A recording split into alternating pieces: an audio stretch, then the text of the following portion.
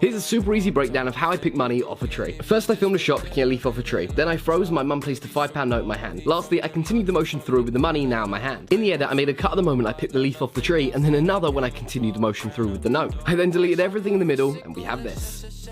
Money does grow on trees. Now, watch this. Make sure to follow my page for part 2, because here's a breakdown of how I shoot money out of a tree. Before shooting, I took out my savings and stuffed it inside of a leaf blower. Then while shooting, I had my mum stand on the edge of frame with the leaf blower and made it rain. I knew this wasn't going to be enough money for what I'd envisioned, so after, we all grabbed handfuls of cash and threw it at the tree. Lastly, I shot a clean plate. In the edit, using a mask, I removed the leaf blower, revealing the clean plate behind it. Now I needed to add in the rest of the money. I took all the shots where we threw money at the tree, and you guessed it, went frame by frame, cutting out each individual note as it fell. Over 60 notes worth of cutting and animating, and finally, we have this.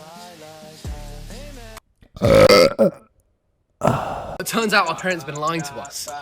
Money does grow on trees. Now, watch this. Come on!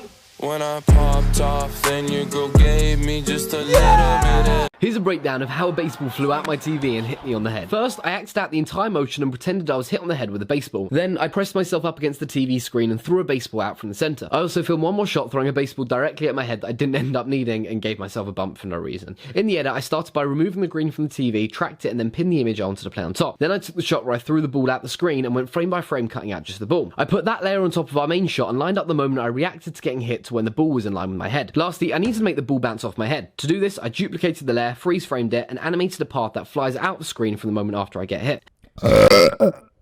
And finally, we have this. Here's a breakdown of how I cheated on online poker.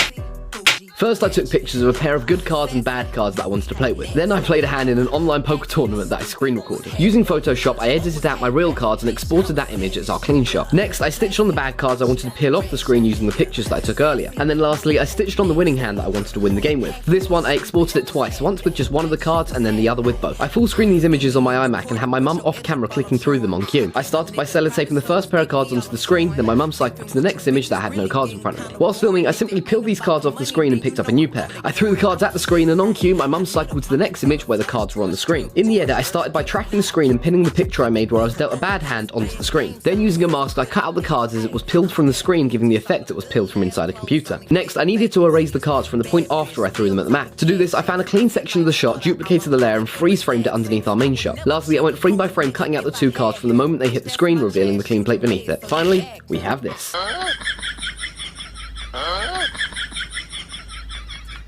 Here's a breakdown of how I high-fived a mirror. First, I filmed a shot pretending to clap hands with my imaginary self. Then I whipped out the old $10 green screen and shot the reverse pretending to clap my other hand. I lined up the two layers and animated the position of my hand so it touched my real hand in the reflection. After that, I keyed out all the green that was around my hand. Now, in the second clap, I needed to make it look like my hand went beneath my other hand, giving the perception that they touched. To do this, I went frame by frame cutting around my hand in the reflection and brought that layer to the top. Lastly, I duplicated our layer, filled it black, turned down the opacity, and there's our shadow. Finally, we have this.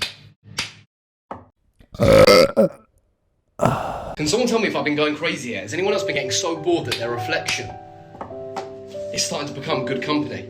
Okay, here's a breakdown of how I used a cardboard cutout of myself to get out my Zoom calls. So, secret number one is I wasn't actually on a Zoom call. That was just a pre-recorded video I filmed with my best mates. To start the video, I got my brother who was filming to gently walk backwards and place the camera and the stand on the floor. Once the camera was secure, I quickly jumped up, got changed, and placed a plain piece of cardboard in front of me. Then when I was ready, my brother gently picked up the camera off the ground and continued the motion through. In the edit, I started off by cutting both clips at the point where they would transition into each other. I duplicated the first section and freeze framed it on the very last frame on that clip. Using a mask, I cut a rectangle around me. This is what we would later use to stick onto the cardboard. Finally, I tracked the camera position within the 3D space and pinned the freeze frame version of myself onto the cardboard. And just like that, we have this.